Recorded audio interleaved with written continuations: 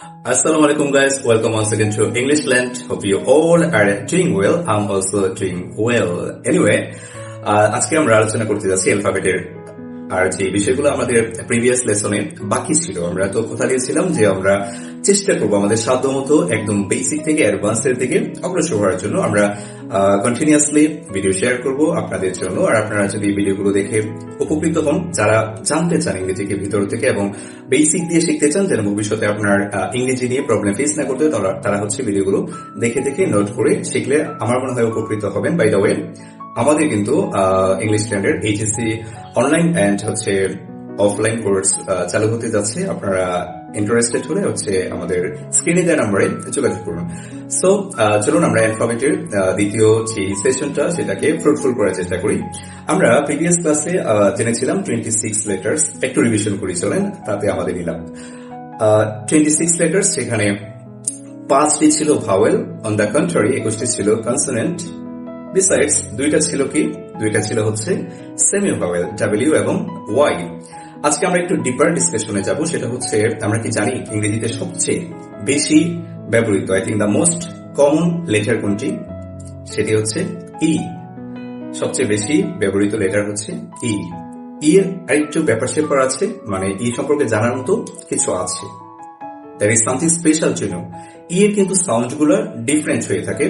I mean এখানে short sound থাকে, long sound হয়, আবার ই কিন্তু সাইলেন্টও থাকে, মানে উচ্চারিত হয় না।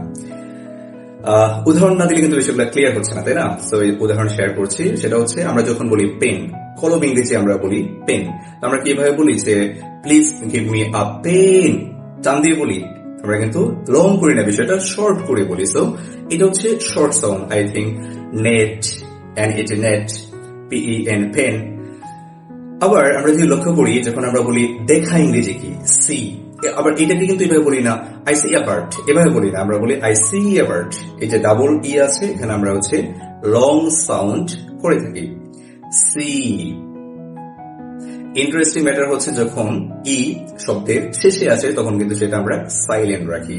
যেমন হচ্ছে আমরা কি বলি LIKE, লাইকি, নো আমরা বলি লাইক। হোপ, HOPE, এটাকে কি আমরা বলি যে হোপি? নো, আমরা কিন্তু বলি হোপ। এই যে ই আছে কিন্তু সে উচ্চারিত হচ্ছে না, এটাকেই বলা হয় সাইলেন্ট লেটার। ইংরেজিতে দুইটা টার্ম আছে, একটা হচ্ছে সাইলেন্ট, অন্যটি হচ্ছে হিডেন। যেমন ইম্পারেটিভ সেন্টেন্সে আমরা যখন বলি ওপেন দ্য ডোর, এখানে কিন্তু ওপেনের আগে ইউ আছে কিন্তু দেখতে পাচ্ছি না, এটাকে বলা হয়ে থাকে হিডেন। আবার আছে কিন্তু কথা বলছে না, চুপ করে আছে, এটাকে আমরা বলে থাকি হচ্ছে সাইলেন্ট লেটার। সো এটা হচ্ছে সাইলেন্ট ই। তার মানে আমরা ই সম্পর্কে কি জানলাম? যে ই হচ্ছে সবচেয়ে বেশি ব্যবহৃত লেটার। দেন ই হচ্ছে এর সাউন্ড গুলো হয় শর্ট সাউন্ড, লং সাউন্ড, আবার সাইলেন্টও থাকে। সো এখন আমরা আরেকটু ডিটেলস ডিসকাশন করতে যাচ্ছি। সেটা হচ্ছে ধরুন আই নিয়ে একটু কথা বলতে চাই। There is something to know about I. I সম্পর্কে কিছু জানার আছে আমাদের। সেটা হচ্ছে আই কিন্তু প্রথমত লেটার, আবার ওয়ার্ড। কেন?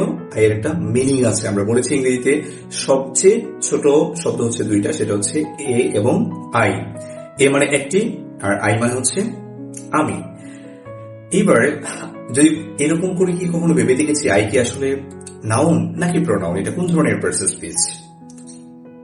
জেনে রাখা ভালো, আই যখন মানুষ হিসেবে ব্যবহৃত হয়, আই যখন মানুষ হিসেবে ব্যবহৃত হয় তখন সেটা প্রোনাউন। কারণ আমরা কিন্তু নামের পরিবর্তে আই ব্যবহার করি। এই প্রোনাউনটা কিন্তু সবচেয়ে বেশি ব্যবহৃত হয় আমার মতে, আমার এমনই মনে হয়। আমার ধারণাগুলি আপনাদের সাথে শেয়ার করি। সেটা হচ্ছে আই সবচেয়ে বেশি ব্যবহৃত প্রোনাউন। কারণ হচ্ছে আমরা এটাই বেশি ব্যবহার করি যে I am a teacher, I am a student, so I am going there, কথায় কথায় আই ব্যবহার করি। একদম চোখে আঙুল দিয়ে একটা এক্সাম্পল দেয়। সেটা হচ্ছে ধরুন আপনাকে কেউ যখন জিজ্ঞেস করে, আমাকে যদি জিজ্ঞেস করে হাউ আর ইউ, আমি কি বলি লিমন ইজ ফাইন? বলি না, আমি কিন্তু বলি আই এম ফাইন। সো এই জায়গায় দেখুন তো, আমি কিন্তু লিমনের পরিবর্তে, আমার নামের পরিবর্তে আমি আই ব্যবহার করেছি। সেম আপনারাও এটাই করেন, নামের পরিবর্তে আই ব্যবহার করে থাকি। তো নাউনের পরিবর্তে, নামের পরিবর্তে যেটা ব্যবহৃত হয় সেটা আমরা জানি প্রোনাউন। এই জন্য আমি বলেছি যখন মানুষ হিসেবে মানুষকে রিপ্রেজেন্ট করে আই, তখন সেটি হচ্ছে প্রোনাউন। কিন্তু আই কখন নাউন হয়? যখন আই অমানুষকে রিপ্রেজেন্ট করে। ফানি ওয়েতে শেখানোর চেষ্টা করছি। আসলে অমানুষ না, এটা যখন ব্যক্তিকে রেফার করবে না। যেমন হচ্ছে ধরুন যদি বলা হয়ে থাকে আই ইজ আ লেটার, এখানে লক্ষ্য করুন একটা মজার ব্যাপার আছে এটা চেনার জন্য যে এটা কি নাউন না প্রোনাউন। আই এর পরে কিন্তু এখানে এম হচ্ছে না, ইজ হচ্ছে। নর্মালি যেটা ব্যবহার হয় না, আমরা তো সবসময় জানি এম এর জন্মই হয়েছে আই এর জন্য। এম কিন্তু অন্য কারোর সাথে রিলেশনই করে না, শুধুমাত্র এম কিন্তু আই এর সাথেই বসে। যখনই দেখছি অদ্ভুত মানে স্ট্রেস লাগছে না বিষয়টা, I is a letter, I এর সাথে ইজ হয়েছে, তখনই বুঝতে পারবো আইটা হচ্ছে মানুষকে রিপ্রেজেন্ট করছে না, এটা অন্য কিছুকে মানে বস্তুকে রিপ্রেজেন্ট করছে। একটা লেটার বোঝাচ্ছে I is a letter. So এই আইটাই হচ্ছে নাউন, কারণ এটা একটা লেটারের নাম, একটা বর্ণের নাম। এ যেমন একটা বর্ণের নাম, বি যেমন একটা বর্ণের নাম, এই 26টাই তো একটা বর্ণের নাম, তাই না? সো এইখানে আই হচ্ছে যেহেতু নাম বোঝাচ্ছে এবং সাথে ইজ আছে, এই ক্ষেত্রে আমরা আইকে বলবো হচ্ছে noun. In the same way আমি যদি বলি I is a pronoun, I is a noun, এই সব কিছুর ক্ষেত্রে কিন্তু আই হয়ে যাচ্ছে একটি নাউন। সো আই সম্পর্কে আমরা জানলাম হচ্ছে আই একাধারে লেটার আবার ওয়ার্ড। আই দুই ধরনের পার্সেসপিস হয়ে যায়, নর্মালি নাউনও হয় আবার প্রোনাউনও হয়ে থাকে। সো এই ছিল আমাদের আজকের মতো আলোচনা। আমরা অ্যালফাবেট সম্পর্কে যে জিনিসগুলো আমাদের জানার ছিল, ও বাই দ্য ওয়ে আমি ভুলে গেছিলাম, আমরা তো জানলাম যে সবচেয়ে বেশি ব্যবহৃত বাই দ্য ওয়ে আমরা তো জানলাম যে সবচেয়ে বেশি ব্যবহৃত letter, the most common letter হচ্ছে E. So what is the least common letter? সবচেয়ে কম ব্যবহৃত লেটার কোনটি? সবচেয়ে কম ব্যবহৃত লেটার হচ্ছে জেড। আজকের ক্লাসে আমরা কি কি জানলাম চলেন সাম আপ করি। প্রথমত জানলাম আমরা সবচেয়ে বেশি ব্যবহৃত লেটার হচ্ছে ই, সবচেয়ে কম ব্যবহৃত লেটার হচ্ছে জেড। ক্লাস শেষে আপনাদেরকে গুছিয়ে দেওয়া মানে সহজ করে দেওয়া, এটা হচ্ছে আমার রেসপন্সিবিলিটি আই থিঙ্ক। সো সবচেয়ে বেশি ব্যবহৃত লেটার কি? ই। সবচেয়ে কম ব্যবহৃত লেটার কি? জেড। আই কয় ধরনের কাজ করে? আই কাজ করে হচ্ছে noun, both noun and pronoun হিসেবে কাজ করে।